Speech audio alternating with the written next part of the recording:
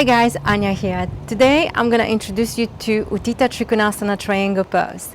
Triangle pose is one of the poses that we all know. It's very common in the yoga classes, but do we really? Do we really understand the full benefit of what this pose has to offer for us? So today I want to show you your triangle pose. I want you to find your own full expression of this asana. So whenever you're ready, unroll the mat and meet me there.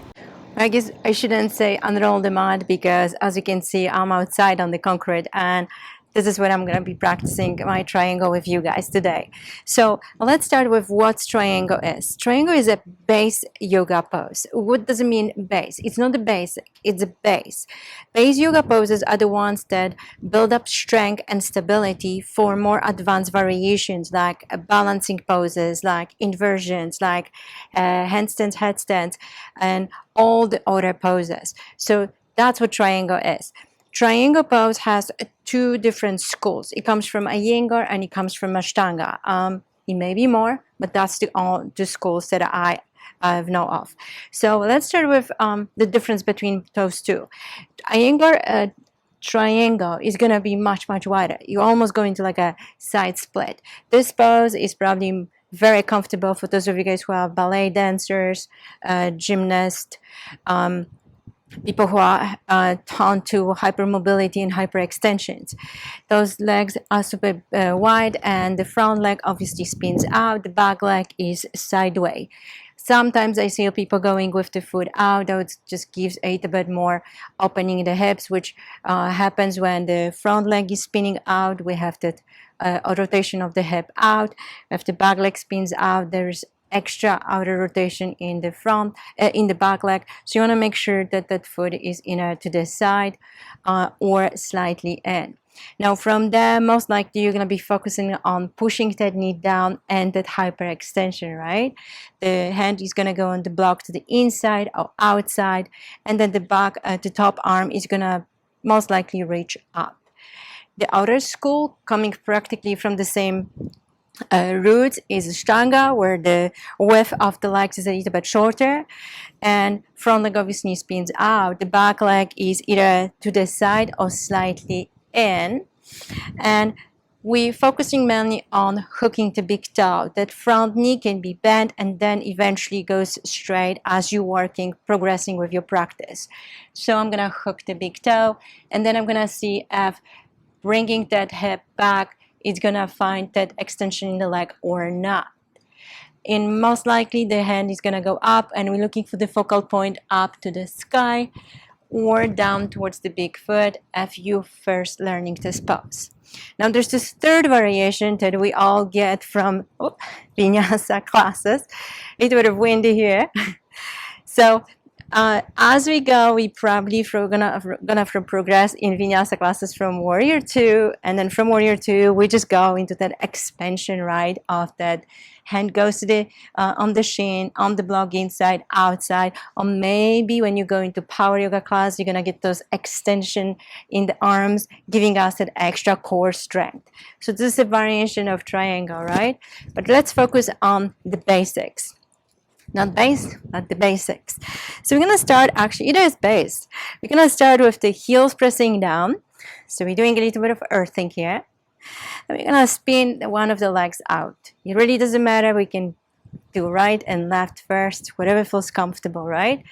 So the most essential thing is I'm pressing the front heel down. I don't want to bring the toes down. I'm going to press the heel down, ball of the foot, outer edge of the pinky. That's my solid stability in that. The toes go down, but the toes not really working as hard as the heel and the ball of the foot, outer edge of the pinky. Now, the weight is going to be always shifting back. Don't try to bring the weight to the front leg, especially not to the front knee. So right away in here, press to the outer edge of that back leg, lift the inner arch, and also press into the heel, outer edge of the pinky, and ball of the foot so the toes can be free. Now from here, try to not locking your knees unless you're really comfortable with it. I'm not really spec in the joint locking. Doesn't feel comfortable for me. And I think when you're locking the joints, you're not really using your muscles a lot. So try to soften the knees and actually bring more tightness and compression into the legs, especially that those upper thighs are the largest muscles in your body. Make them work.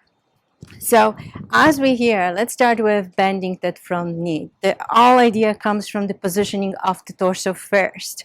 This is where we usually forget that it's not just about straightening the leg and arching the back. It's all about elongating the spine and then allowing the limbs to just follow. So the most essential thing here is we're lengthening the torso, positioning the pelvis neutrally, and the tailbone is rooting down. So you want to make sure that you're not compressing and rounding in the lower back, going to like a duck positioning. Now, the most essential thing to remember is that if you're stretching the hamstrings and there's still some tightness in there, if you're straightening that leg, the tightness in your hamstring is not going away.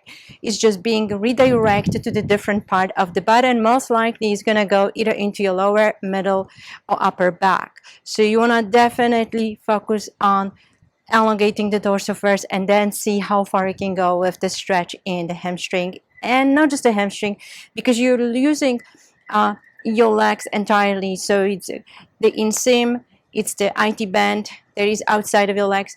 All of that is working hard. So from positioning in here, you're gonna just gently push that front hip, which means the hip of that foot that spins out. You're gonna push that hip back.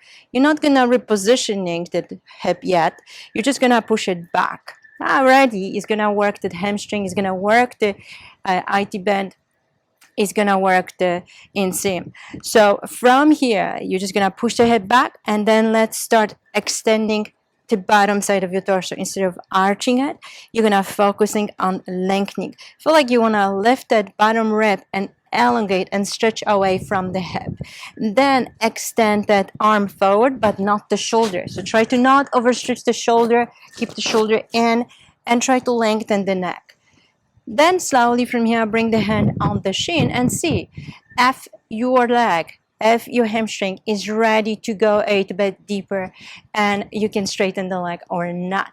If not, just stay where you are and just still look for that stretch in the bottom of the torso. Let's bring the hand into the hip now. And then slowly from there, bring the top hand right underneath your rib cage. Feel like you're gonna stretch that part between the hip and the rib of your torso, of your trunk. Try to elongate it, and then slowly try to feel like you can lift the rib cage a bit higher up and forward.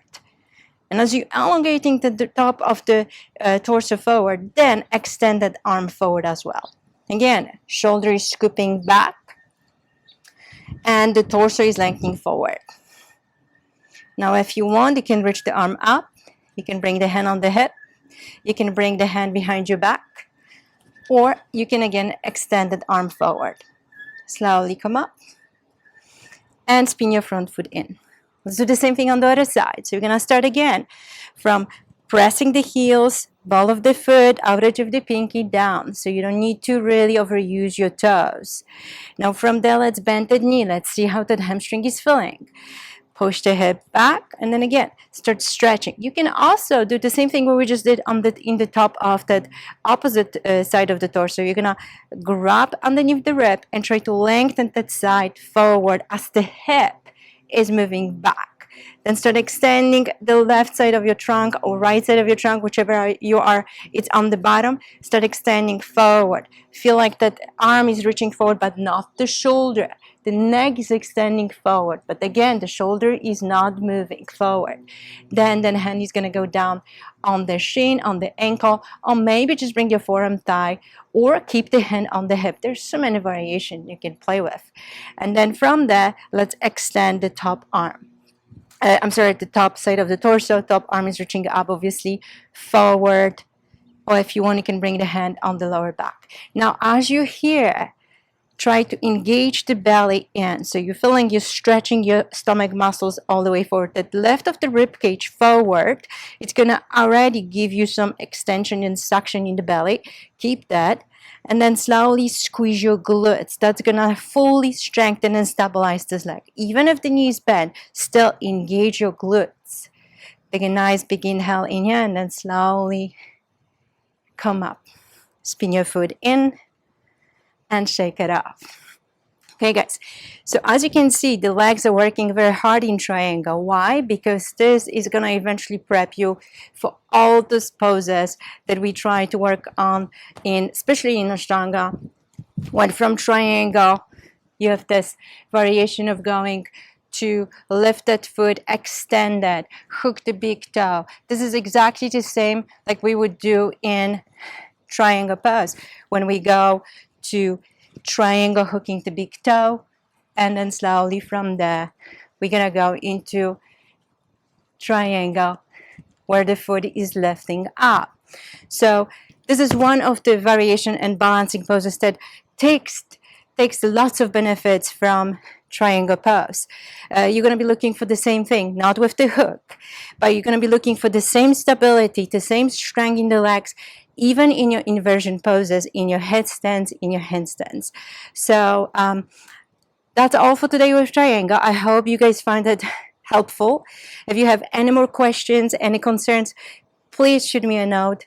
I'm very happy to answer any questions and concerns about this pose that we just don't really think, I don't think we give too much credit to. Enjoy it and see you guys soon. Namaste.